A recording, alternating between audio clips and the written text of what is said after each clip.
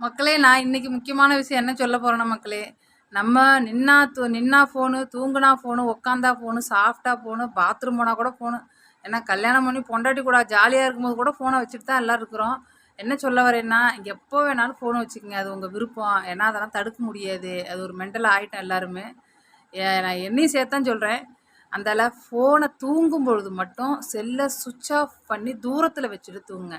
சும்மா தலைமாட்டில் தலைவாணிக்கு கீழே, பெட்டுக்கு கீழே, பாய்க்கு கீழே, பெட்ஷீட்டுக்கு கீழே அப்படியெல்லாம் வைக்காதீங்க.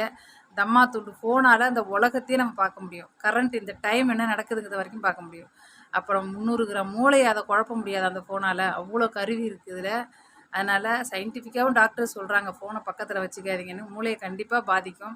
ரொம்ப மென்மையானது. அதை ஒரு ஃப்ரீடத்தோட ஃப்ரீடமாக அதை தூங்க வைக்கணும் கண்டிப்பாக அந்த மூளையை. அதனால் நீங்கள் ஃபோனை பக்கத்தில் வச்சிங்கன்னா மூளைக்கு ஆபத்து.